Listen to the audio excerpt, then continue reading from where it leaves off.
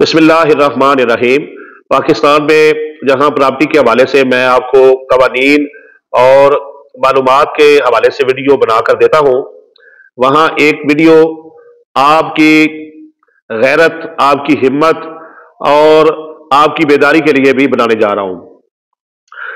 دیکھیے، ہم اکثر اس طرح کی خبریں سنتے ہیں کہ فلاں شہر میں جو ہے وہ امام مسجد کے مکان پر قبضہ کر لیا گیا، فلاں شہر میں ٹیچر کے مکان کی دیوار گرا دی گئی، فلاں شہر میں پروفیسر جو ہے اس کا سامان گھر سے اٹھا کے باہر پھینک دیا گیا۔ مطلب یہ کہ جو ہمارے پاکستان میں پڑھا لکھا طبقہ ہے، بالخصوص جو دیندار طبقہ ہے، وہ بھی ظلم و بربریت کے نشانے پر رہتا ہے۔ اس کی وجوہات کیا ہے، ایک واقعہ، اور پھر آگے میں اس پر گفتگو کرتا ہوں۔ دیکھیے، کل جو ہے وہ ضلع ننکانہ تھانہ مالٹا والا کے حدود میں ایک افسوسناک واقعہ پیش آیا کہ 25 سال سے ایک امام مسجد جو ہے اس نے ایک جگہ خریدی ہوئی ہے، اور آگے اس کا بیٹا اب وہ جو ہے وہ اس جگہ کا مالک ہے، باپ بھی زندہ ہے۔ تو اس میں ہوا یہ کہ جو جس نے جگہ بیچی تھی، اب وہ چاہتا ہے کہ مکان کے ایک سائڈ سے 5 فٹ گلی جو ہے وہ دی جائے۔ 2.5 فٹ گلی موجود ہے، وہ کہتا ہے 2.5 فٹ ان کا مکان گرا کے یہاں سے 5 فٹ کا راستہ بنایا جائے۔ اب ہونا تو یہ چاہیے، جو راستہ لینا چاہ رہا ہے وہ 2.5 فٹ گلی کے پیسے ادا کرے، اور جو اس کا مکان گرایا جائے گا، امام مسجد کا بنایا جائے گا، اس کے پیسے ادا کرے۔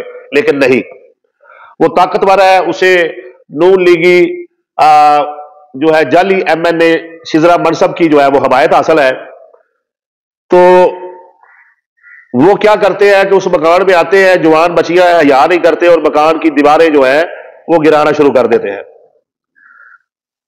پولیس کو کال کی جاتی ہے، پولیس تاخیر سے پہنچتی ہے، واپسی جب پولیس آ جاتی ہے، آگے آگے وہ مکان گرانے والے لوگ جا رہے ہیں، وہ قبضہ مافیا جا رہے ہیں، وہ گنڈے جا رہے ہیں، اور پیچھے پیچھے پولیس جا رہی ہے، ان کو گرفتار نہیں کیا جا رہا۔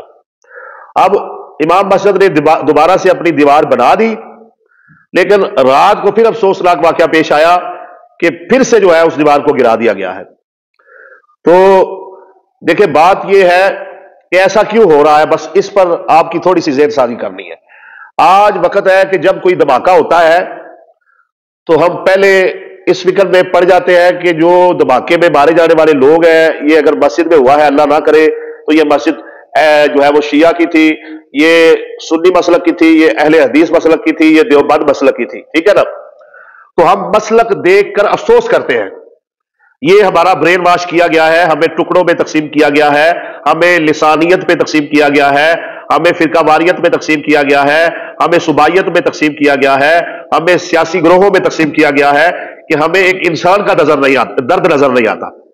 دیکھیں، مثال کے طور پہ کل جو واقعہ ہوا، اگر وہ امام مسجد جو ہے وہ اہل حدیث ہے یا اہل سنت ہے، میں مثال دے رہا ہوں، تو اگر وہ اہل سنت ہے تو اہل سنت کو تو کھڑا ہونا ہی چاہیے تھا انسانی بنیادوں پر۔ باقی جو فرقے ہیں جو یہ کہتے ہیں کہ اب امام حسین علیہ السلام کے ماننے والے ہیں اور ہم شیعہ ہیں، تو وہ کیوں کھڑے نہیں ہوئے؟ جو اہل سنت ہیں وہ اگر نعرہ لگاتے ہیں ہم رسول اللہ کے غلام ہیں، تو آپ مظلوم کے ساتھ کیوں کھڑے نہیں ہوئے؟ ٹھیک ہے نا جی؟ تو بات یہ ہے کہ مظلوم کے ساتھ کھڑا نہ ہونا یہ ایک مہلک مرض ہے جو ہم سب کو لگ چکا ہے۔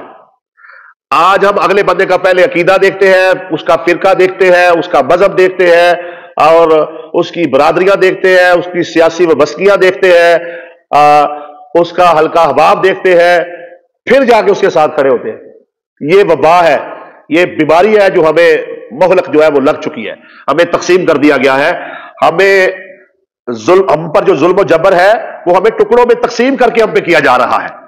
خدا را جب آپ کی گلی میں، آپ کے محلے میں، آپ کے گاؤں میں، آپ کے شہر میں ظلم ہو، آپ نے یہ نہیں دیکھنا کہ جس کے ساتھ ظلم ہوا ہے اس کا فرقہ کیا ہے، مسلک کیا ہے، مذہب کیا ہے، مظلوم کے ساتھ کھڑے ہو جائے، اللہ کی رضا کے لیے کھڑے ہو جائے۔ یہی آپ کا دین سکھاتا ہے۔ افسوس ہے امام مسجد کا گھر گرایا جاتا ہے، افسوس ہے تمام فرقوں کے لوگوں پر، تمام اس علاقے کے جو ہے وہ صاحبان ثروت پر، جن کو اللہ نے طاقت دی ہے، اختیار دیا ہے، کوئی بھی جو ہے وہ امام مسجد کی داد رسی کے لیے نہیں پہنچا۔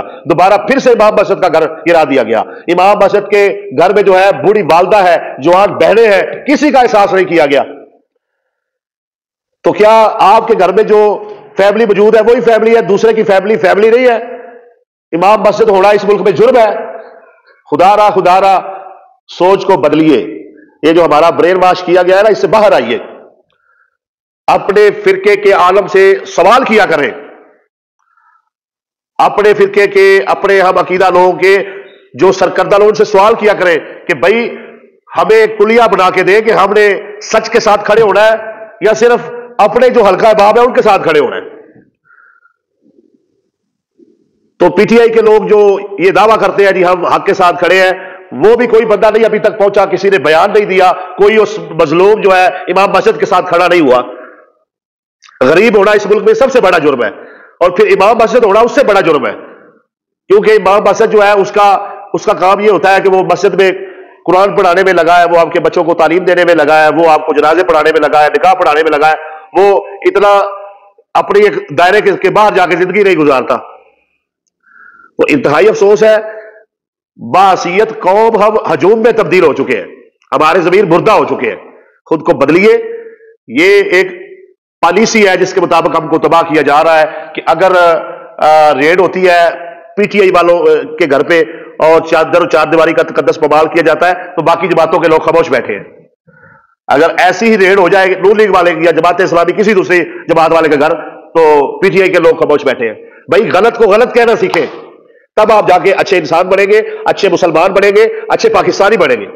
تو خدا را تھانہ مانگٹا والے کا جو ایس ایچ او ہے اس سے بھی میری گزارش ہے، اور ڈی پی او ننکانہ سے بھی یہ التماس کرتا ہوں اس ویڈیو کے ذریعے سے کہ سر امام مسجد کو بلائیں، امام مسجد کو بتائیں کہ آپ پاکستان کے باعزت شہری ہیں، آپ کو اللہ نے دین کی خدمت کے لیے چنا ہوا ہے، اور اس کا مسئلہ حل کریں.